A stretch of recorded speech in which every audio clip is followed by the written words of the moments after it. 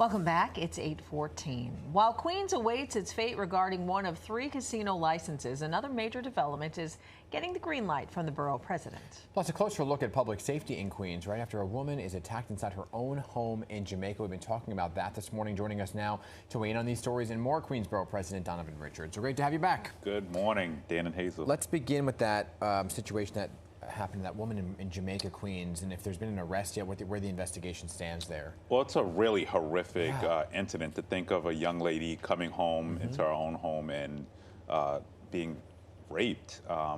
It's beyond words, and we'll be talking to the NYPD and certainly Alvista Towers to make sure that security is certainly beefed up in this area. Yeah, and we had heard that surveillance cameras weren't working, apparently. I haven't heard that yet, but we'll be talking to the leadership of Alvista this morning. Okay. Do you know who would be responsible for that, though? I would be NYCHA. Okay. Yeah. Okay. We will follow up. You know we're going to be on top of that story, as will you. Let's talk about what happened in this building collapse in Belrose. The images here are just like astonishing to look at when you see it, right? A violation was issued to the owner here, but what more can you tell us about safety? When you look at some of these buildings that have these facades and they collapse, we kind of talk about this every time we see something like this, where, well, more should be done, they should be doing more inspections. What's your take? Well, the Department of Buildings, we're going to follow up with them, but they have to make sure that they're doing these inspections more regularly, and they are short on manpower. And so we have been doing a lot of outreach efforts. Matter of fact, I do want to give them credit. Just last weekend, they were holding seminars within neighborhoods. Okay. So they're getting out of the office, in my office, in hindsight, in Queensborough Hall, and getting out into communities. But we need to see more efforts to certainly beef up the manpower within the agency. Okay. We also wanted to talk to you about the lawsuit that the Department of Justice filed against the city regarding Sanctuary City. What is being done right now? Because I'm sure a lot of constituents that live in your district are very concerned about their own safety. What's being done for those folks? We're the most diverse county in the United States of America, and people are really living in fear. Matter of fact, I marched in the Columbian Day parade yesterday in Queens, and the turnout was much lower. I mean, thousands less people there yesterday. So people are living in fear, and we're going to stand up for what we've always been, a sanctuary city. People come to this harbor because of who we are. They come to the United States because we have always been a place open to everyone. And yes, we do want to make sure that those who are involved in criminality are held accountable. But at the end of the day, majority of immigrants, including my own father, who became a citizen in 2020, are law-abiding citizens who are looking to achieve the American dream. So there's been a larger conversation now with this lawsuit about whether or not the city council, which you used to be part of, needs to tweak the sanctuary policy, meaning allow the worst of the worst, or some of those who are hardened criminals, to be taken away. Well, the rules already account for that. I mean, ICE can do that today. They say they don't because they can't. It's a bald-faced lie. They can do it today, and we see them doing it each and every day. And they're doing it to law-abiding citizens who are showing up to their court dates as well. What good is kidnapping people? Because that's what's happening. Kidnapping people who are showing up, who are law-abiding to their court cases, and still being taken out of this country. We just saw a pilot taken off without due process. This is the United States of America. We have a Constitution. We have our First Amendment rights. People should be allowed to have their day in court.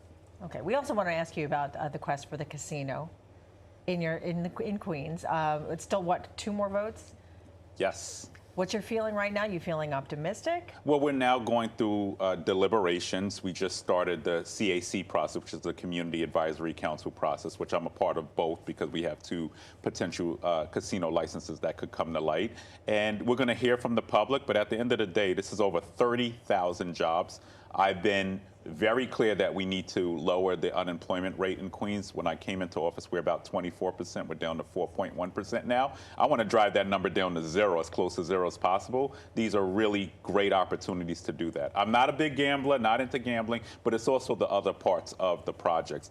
The hotels, which could bring thousands of union jobs. Remember, the average salary at Resorts World right now is $80,000. So moving people into the middle class, this is really 2 opportunities to do that for our county. Why do you think it's been so controversial?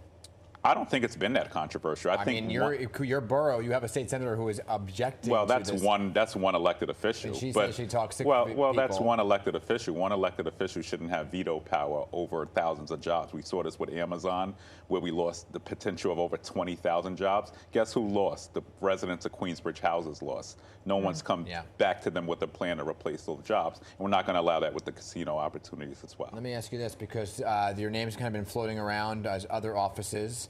Lieutenant Governor being one of them. Do you want the job?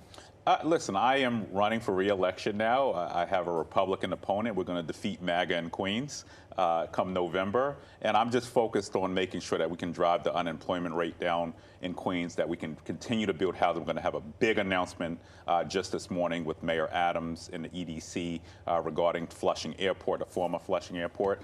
We want to continue to drive crime down in Queens. We're down 57% in shootings in Southeast Queens in particular. So we want to continue to work on the issues that people have elected me to do. And I'm giving you the political classic political BS answer. The political. But, as long as you know you're giving it. Exactly. Listen, you know. Okay. All right. Well, keep us There wasn't posted. a no in there either, so we'll just use that. I love Governor Hochul. No one, everyone knows that. All right, Queensborough President Donovan Richards, always great to have you. Always great to have y'all.